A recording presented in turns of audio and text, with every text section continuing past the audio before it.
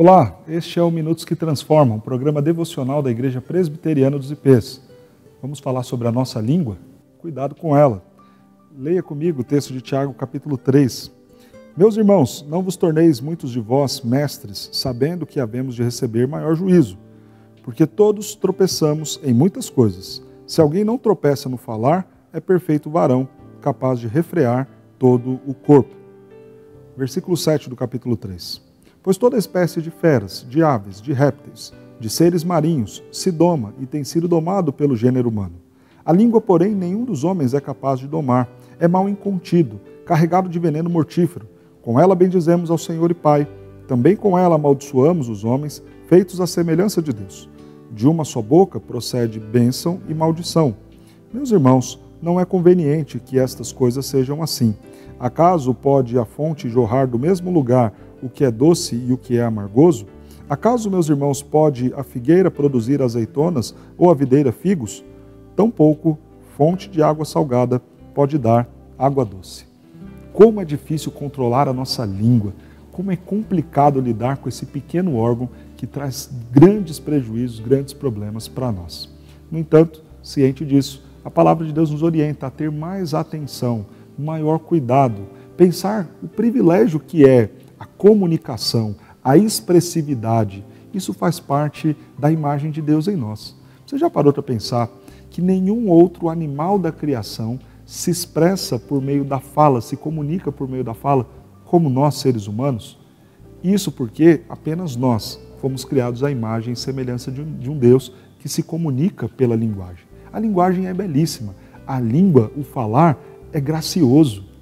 É essa parte da imagem de Deus em nós.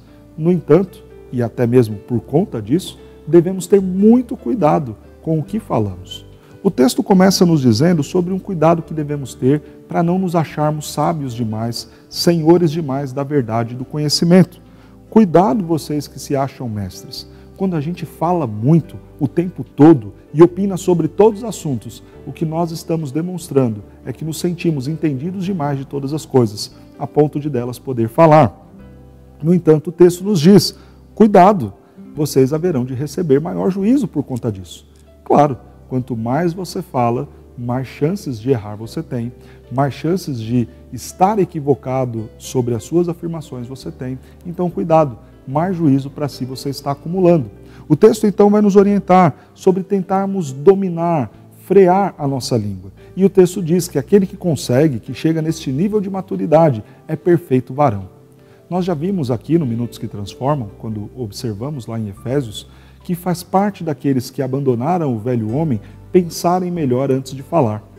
O falar corretamente, o se expressar no momento certo, do jeito certo, que traz graça e glorifica a Deus, aponta uma pessoa madura em sua fé, aponta para alguém cheio do Espírito Santo, porque o próprio Deus está o ajudando, o auxiliando no controle, no domínio próprio, no frear da sua língua. Por isso é chamado de perfeito varão. O texto também nos chama a atenção para não vivermos uma vida estranha, uma vida em que há um comportamento um tanto quanto que se contradiz. O texto diz, como uma boca pode louvar a Deus, bendizer o seu nome, proferir o evangelho e ao mesmo tempo fazer tanto mal aos seus irmãos?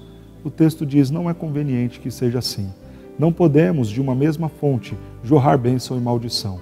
Pensemos então que nós devemos cuidar da nossa língua para não acumularmos juízo para nós. Cuidar da nossa língua porque isso reflete o quão cheio do Espírito Santo nós estamos. Cuidar da nossa língua porque o Senhor a fez para glorificarmos a Ele e não para trazermos prejuízo aos nossos irmãos e entristecer o coração do nosso Deus. Diante disso, consideremos o que Cristo fez. Cristo sempre falou da maneira certa, pontualmente, preciso, transmitindo graça, enriquecendo-nos com seus ensinos. Sigamos o exemplo do nosso Cristo. Ele, a palavra encarnada, olha que preciosidade, a ação do próprio Deus por meio de suas palavras, por meio da sua vida, que nós sejamos assim também. Olhemos para o nosso Cristo e sigamos o seu exemplo. Que Deus te abençoe.